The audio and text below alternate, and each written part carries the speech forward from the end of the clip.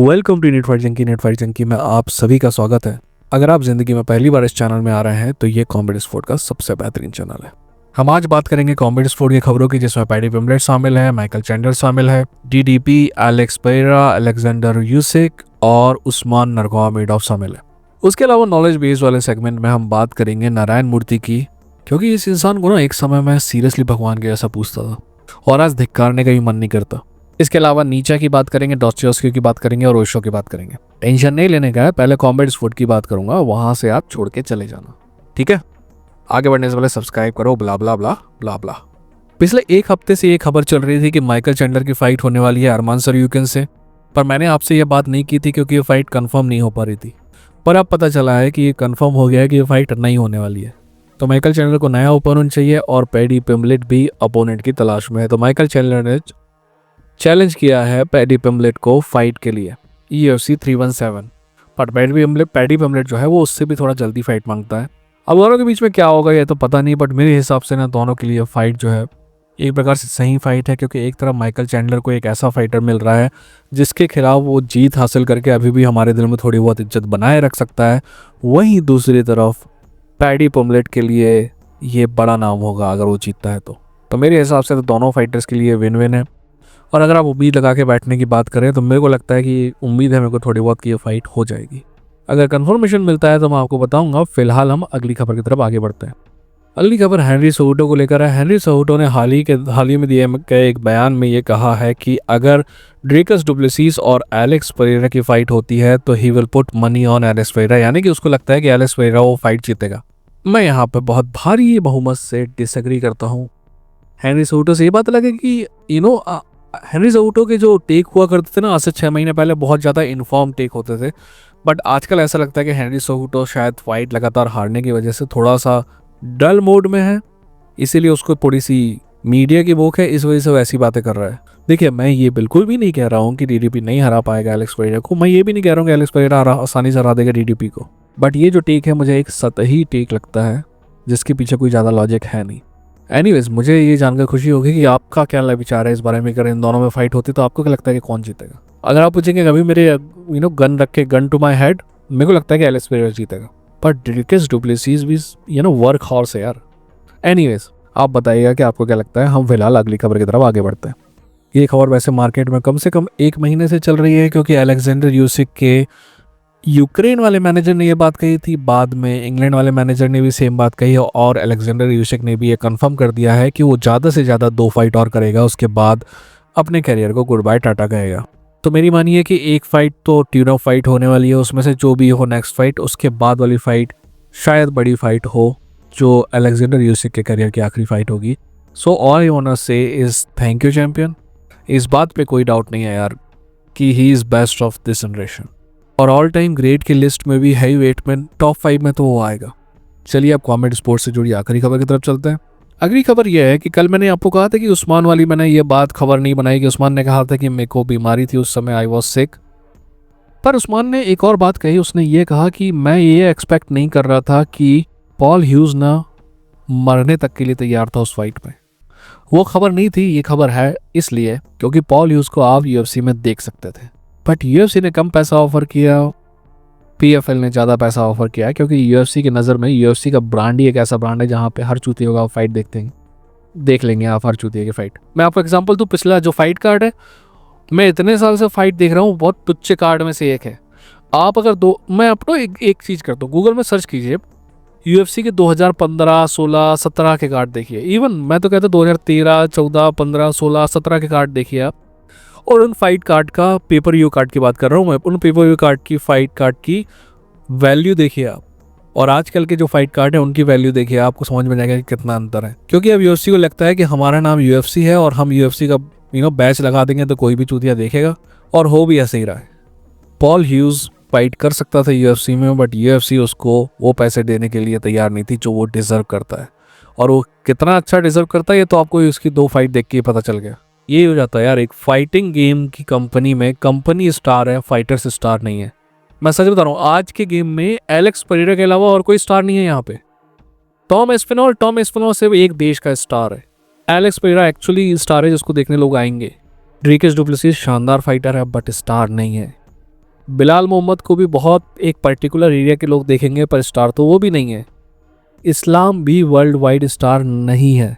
To be honest मेरा मानना है कि actually Habib was world wide star, Islam is not. मैं इन दोनों के फाइटिंग स्किल्स की बात नहीं कर रहा हूँ, स्टार लेवल की बात कर रहा हूँ। टोपुरिया स्टार बन सकता है बट है नहीं, अभी नहीं है। मेरा डिजर्व करता है स्टार बनना, बट स्टार नहीं है। और 125 पाउंड के चैंपियन के बारे में मैं क्या बोलूँ, जितना ही बोलूँ कम ही रहेगा। तो जब आप कंपनी को स्टार बना देते हैं ना, तो आपके पास स्टारों की कंगाली छाई जाती है। यही हो रहा है आजकल ये उसी में। एनीवेज, हम आगे बढ़ते हैं, हम नॉलेज बेस्ड सेगमेंट की तरफ बढ़ते हैं। तो भाई जिनको कॉमेडी स्टोरी खबरें सुनना था वो यहाँ से निकल लें। अब थोड़ी सी डीप बात करेगा क्या, हमें बात करनी पड़ेगी नारायण मूर्ति की, और स्पेशली हमें बात करनी पड़ेगी इन्फोसिस की। एक समय मैंने जैसे कि पहले भी आपको कहा कि मैं सीरियसली भगवान मानता था यार इस आदमी को। सादा जीवन उच्च विचार वाली, मैंने इसकी बीबी की किताब तक खरीदी है दोस्त, और किताब का नाम है वाइस एंड अदरवाइज। कुछ स्टोरीज हैं जो ठीक ठाक स्टोरीज हैं, बाकी किताब खरीदने लायक नहीं है। तो उधर पे तो अपन चूतिया बन गए। अब आप कहिए कि एकदम से मैं इस बात पे क्यों आ गया, तो मैं फटाक से आपको एक खबर बता देता हूँ जिसकी वजह से मेरा खून खोल रहा है। अब हुआ ये कि 2.5 साल पहले बहुत सारे लोगों को रिक्रूट किया, लगभग 200-250 के आसपास लोगों को रिक्रूट किया इन्फोसिस ने। मुझे नहीं समझ में आ रहा है कि आखिर उनको ज्वाइनिंग क्यों नहीं दी गई 2.5 साल तक, और वो लड़के 2.5 साल तक वेट क्यों कर रहे थे। क्या लड़के लड़के दोनों थे, पर 2.5 साल बाद उनको ज्वाइनिंग के लिए बुलाया गया, मैसूर के कैंपस में उनको बिठाया गया। बाकायदा 3-4 दिन उनको रहने भी दिया गया, और फिर एकदम से ये कहा गया कि इंटरनल असिस्टेंट में हमने तुमको फिट नहीं पाया, इसलिए उनको रातों रात वहाँ से निकाल दिया गया। बोला कि 6 बजे तक का टाइम है, तुम यहाँ से निकल जाओ। अब ये बात मेरे को दिल में क्यों लगी, क्योंकि मेरे साथ ऐसे ही हो चुका है।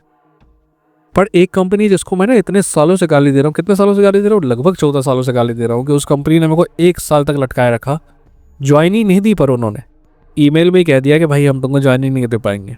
पर यहाँ पे लोगों को बुलाया गया, ये एहसास दिलाया गया कि उनकी नौकरी तो बस पक्की है, और फिर उनको उनके साथ खड़ी नुन्नू में धोखा हो गया। यार ईमेल करके उनको बता देते कि हम नहीं ले पाएंगे तुमको, शायद वहाँ पे उनको डर होगा केस वेस का, शायद इस वजह से।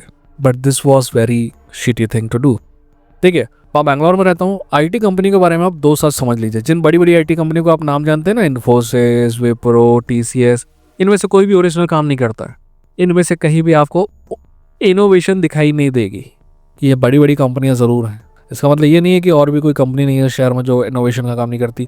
बहुत सी कंपनियां हैं जो छोटे लेवल पे हैं, जो छोटी कंपनियां हैं, मिड कैप की कंपनियां हैं। फॉर एग्जांपल ईथर जो कंपनी है ना, एक इलेक्ट्रिक बाइक बनाने वाली, इलेक्ट्रिक स्कूटर बनाने वाली कंपनी, वो कंपनी है जो एक्चुअल इनोवेशन कर रही है। इनोवेशन उस चीज़ को कहते हैं कि कोई आप नई चीज़ करें और दूसरे आपको उस चीज़ में फॉलो करें। तो उसकी इनोवेशन के रिकग्निशन जो है ना, यूरोप वाले भी कर रहे हैं और चाइना वाले भी कर रहे हैं। मैंने जो बड़ी कंपनियों का नाम सुना है, इनमें से किसी भी कंपनी का कोई बड़ा प्रोडक्ट तुमको कभी नज़र नहीं आया होगा। एनीवेज, ये सब बकवास बातें हैं। मेन बात जिसके लिए मैं बात करना चाह रहा था वो ये थी कि नारायण मूर्ति ने कुछ दिनों पहले कहा, कि कुछ हफ्तों पहले कहा कि मैं तो उम्मीद करता हूँ कि नए लौंडों को ना, नए लड़कों को या लड़कियों को जो भी है, 70 घंटे काम करना चाहिए हर हफ्ते। आपको पता है मैं कितने घंटे काम करता हूँ? मैं अपनी बड़ाई नहीं कर रहा, क्योंकि मैं एक्चुअली हूँ तो असफल इंसान ही ना, तो इससे फ़र्क नहीं पड़ता कि आप काम तो बैल भी करता हो, उसी टाइप सी बात है। मैं हफ्ते में 90 घंटे काम करता हूँ। तो फिर आप में से कुछ लोग सोच सकते हैं कि मैं एक 70 घंटे वाले को मना क्यों कर रहा हूँ, 90 घंटे वाले को हाँ क्यों बोल रहा हूँ। दोस्त, मैं 90 घंटे में से लगभग 80 घंटे ना अपने घर में काम करता हूँ, यानी कि एक प्रकार से अपने परिवार को बहुत हद तक समय दे सकता हूँ। और एक दूसरी बात भी है जो मैं आगे चल के आपको समझाऊंगा। नारायण मूर्ति आपसे 70 घंटे काम करने को मांगता है, जबकि रिकमेंडेशन क्या है? रिकमेंडेशन बहुत सिंपल सी है। रिकमेंडेशन ये है कि 8-5-40, यानी कि आपको 40 घंटे किसी कंपनी को देना है, बाकी सारा टाइम अपने परिवार को देना है। ये आदमी चाह रहा है कि आप अपने परिवार के 20 घंटे निकाल के, नहीं 30 घंटे निकाल के इसको दें। अब यहाँ पे ये आर्गुमेंट देता है कि जब मैं जवान था ना, तो मैं भी 90-90 घंटे काम करता था, जैसे कि मैं कर रहा हूँ ना आज। बताऊँ इसमें, इसके बोलने में और एक्चुअली चीज़ों को समझने में क्या फ़र्क है? ये आदमी 90-90 घंटे काम कर रहा था, मैं 90-90 घंटे काम कर रहा हूँ अपने लिए। ये आदमी अपनी कंपनी के लिए काम कर रहा था और मैं अपने लिए काम कर रहा हूँ। तो आप जब अपने लिए काम कर रहे हैं ना, तो इस बात से फ़र्क नहीं पड़ता कि आप कितने घंटे काम कर रहे हैं, कितने घंटे काम नहीं कर रहे हैं एक हफ्ते में। बट जब आप दूसरों के लिए काम कर रहे हैं ना, तो मेरा मानना है कि 40 घंटे ही आपको काम करना चाहिए, बाकी समय आपको अपने परिवार को देना चाहिए। वर्क लाइफ बैलेंस नाम की भी एक चीज़ होती है दोस्त। सिर्फ पैसा कमाने के लिए नहीं, थोड़ी बहुत खुशी भी चाहिए है आपको। ये जो आदमी बता रहा है ना 70 घंटे, अगर 70 घंटे है और बैंगलोर में इसकी कंपनी थोड़ी सी भी दूर है ना, तो 70 घंटे में आप 10 घंटे हफ्ते भर का जाना आना जोड़ लीजिए। कई लोग तो बोलेंगे कि 10 घंटे कम है, 20 घंटे जोड़ना पड़ेगा या 15 घंटे जोड़ना पड़ेगा। उसके अलावा भी जॉब खत्म नहीं होती है, घर पे आके कॉल आते रहते हैं, उनके घंटे तो कोई नहीं जोड़ रहा ना। एनीवेज, बात बहुत सिंपल सी है, अगर आप अपने लिए काम कर रहे हैं ना, तो आपका जितना मन है उतना समय दीजिए आप अपने काम को, क्योंकि उसका एक एक रुपये आपको मिलने वाला है। बट आप किसी और कंपनी के लिए काम कर रहे हैं ना, तो जितना मैंडेटेड है उतना ही काम करिए, क्योंकि आपकी ज़्यादा मेहनत करने से उस कंपनी को ज़्यादा फायदा होगा, आपको कुछ ज़्यादा नहीं मिलेगा एक छोटे मोटे प्रमोशन की जगह। बाकी ये मैं बिल्कुल नहीं कह रहा हूँ कि काम ईमानदारी से नहीं करिएगा। उस 8 घंटे में जो दिन में आपको उनको देना है ना, पूरी ईमानदारी से कीजिए काम, पूरी लगन से कीजिए काम। बट अपने परिवार के हिस्से से निकाल के 2 मिनट इनको मत दीजिए, क्योंकि ये उस बात का एहसान कभी याद नहीं रखेंगे। और जैसे कि मैं शुरू में जाऊँगा कहानी के, जैसे कि इन बच्चों को निकाल दिया ना, एक दिन आपको भी ये स्पेस स्लिप मिलेगी, जिसको कहते हैं ना पिंक स्लिप मिलेगी, और ये कहा जाएगा कि 6 बजे तक प्रमाइसेस खाली कर दीजिए। तो आप ये गलतफहमी मत रहिएगा कि आप क्योंकि इस कंपनी के लिए ज़्यादा डेडिकेटेड थे इसलिए आपके प्रति कोई काइंडनेस बढ़ती जाएगी। ठीक। अब एक सवाल किसी ने पूछा था, तो इसलिए मैं उसका जवाब देने की कोशिश कर रहा हूँ। किसी ने पूछा, can you give us a point of view on the philosopher such as Friedrich Nietzsche, Fyodor Dostoevsky and Osho, and what is my perspective towards God. तो यार, I believe in God, what shape and what form I don't know. मैंने एक joke लिखा था कि मैं भगवान पे इसलिए विश्वास करता हूँ क्योंकि अगर भगवान ऊपर नहीं है ना, तो सारा का सारा जो भी चीज़ है ना, सबका सब इंसान के हिस्से है, यानी कि हर चीज़ इंसान पे डिपेंड करती है। और अगर इंसान पे डिपेंड करती है ना दोस्त, तब तो अपन दिक्कत में है। वो तो एक जोक था, but somewhere in my heart I really want to believe in God. है ना, क्या होता है कि वो एक आपके लेवलिंग का ना वो करता है। जब आपको बहुत ज़्यादा तरक्की मिल जाए ना, तो आप ये कह सकते हैं कि ऊपर वाले के वैसे ये हुआ है। और जब इसका उल्टा होता है ना, कि आप बहुत निराशा के दौर से गुजर रहे होते हैं, कुछ भी चीज़ आपके साथ में नहीं होती, तो आपको ये लग सकता है कि ऊपर वाला देगा, थोड़ी देर से देगा, बट देगा। है ना, तो आप जो है कुछ अच्छा अचीव किए हो तो उसका क्रेडिट ऊपर वाले से बांट लो, और कुछ नहीं कर पा रहे हो तो ऊपर वाले के थोड़ा भरोसा रखो। है ना, मतलब ये भी साइकोलॉजिकल कारण ही है, तुमको सही लगे ना लगे, बट ये मेरी मतलब थिंकिंग है। जहाँ तक फ्रीडरिक नीचे, दोस्तोयेव्स्की और ओशो की बात है ना, तो देखो, ओशो और दोस्तोयेव्स्की के बारे में, ओशो दोस्तोयेव्स्की मैंने ज़्यादा पढ़ा नहीं है, राइट। अभी जो किताब मैंने लेके आई है ब्रदर्स कारामाज़ोव, उसके मैं 70वें पेज में पहुंचा हूँ।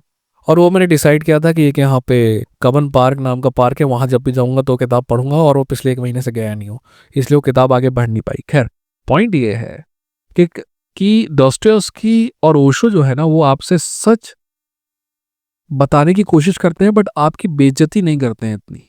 वहीं फ्रेडरिक नीचा जो है ना, उसको इस बात से घंटा फर्क नहीं पड़ता कि आपकी भावनाएं हर्ट हो रही हैं नहीं हो रही हैं, वो आपको सच को सच की तरह बताएगा। और सिंपल वर्ड में कहें तो दोस्तोयेव्स्की और ओशो जो है आपके लिए जहां नाइव या बेवकूफ़ जैसे शब्द का इस्तेमाल करेंगे, फ्रेडरिक नीचा जो है आपके लिए चूतिया शब्द का इस्तेमाल करेगा। इंटरेस्टिंग बात यह है कि कुछ दिनों पहले ही किसी ने मुझसे कहा था कि आप कुछ किताब भेजिए। उस आदमी का मेरे ऊपर बहुत बड़ा एहसान है, तो उसने बोला एहसान पूरा करने की जगह आप किताब भेज दो। तो मैंने जो किताबों की लिस्ट बनाई थी ना, उसमें नीचा का पूरे का पूरा वो सारी की सारी किताबें उसमें शामिल है। यार तो पढ़ो, नीचा को भी पढ़ो, दोस्तोयेव्स्की को भी पढ़ो, ओशो को भी सुनो पढ़ो, जो भी कर सकते हो करो। पर जिंदगी जीते समय ना हर चीज को सवाल करना चालू कर दोगे ना, तो तुम अपनी फिलॉसफी डेवलप कर लोगे। और फिर जो फिलॉसफी हमने डेवलप किया है ना, उसको आपको जस्टिफाई करने की जरूरत बिल्कुल भी नहीं है। आपको जो सही लगता है वो लगता है। मैं फिलॉसफी की बात कर रहा हूँ दोस्त, साइंस में ऐसा नहीं होता है। जैसे कि आप बोलो कि भाई मेरे को लगता है कि अर्थ फ्लैट है, तो अर्थ फ्लैट नहीं हो जाएगी। मैं तब ऐसा नहीं कहूँगी, आपको जो लगता है लगता है। मैं अभी ऐसा कह रहा हूँ क्योंकि ये फिलॉसफी की बात है। आपको उसको जस्टिफाई करने की जरूरत नहीं है, तो आपको उसको एक्सप्लेन करने की जरूरत नहीं है। आप जो हैं वो हैं, आपकी फिलॉसफी जो है वो है। आप हर चीज़ को सवाल करते जाइए, आपकी फिलॉसफी जो है जीने की वो डेवलप होती जाएगी। और क्या कहें। वैसे ना ओशो भी इंटरेस्टिंग है, क्योंकि ओशो की फिलॉसफी भी इन लोगों को पढ़ के ही डेवलप हुई है। इनमें सबसे ज़्यादा मॉडर्न जो है वो ओशो है, तो उसको भी सुनिए। हमारे मतलब हम लकी हैं कि उसको सुन सकते हैं। और ओशो के प्रति थोड़ा बायस भी है कि मेरे शहर के पास वाले शहर का रहने वाला है, इसलिए थोड़ा सा मैं बायस भी हूँ। एनीवेज, मिलते हैं अगली वीडियो के साथ। तब तक अपना ध्यान रखिए, अपनों का ध्यान रखिए। ये था इनफाइट जंकी, लड़ेंगे जीतेंगे।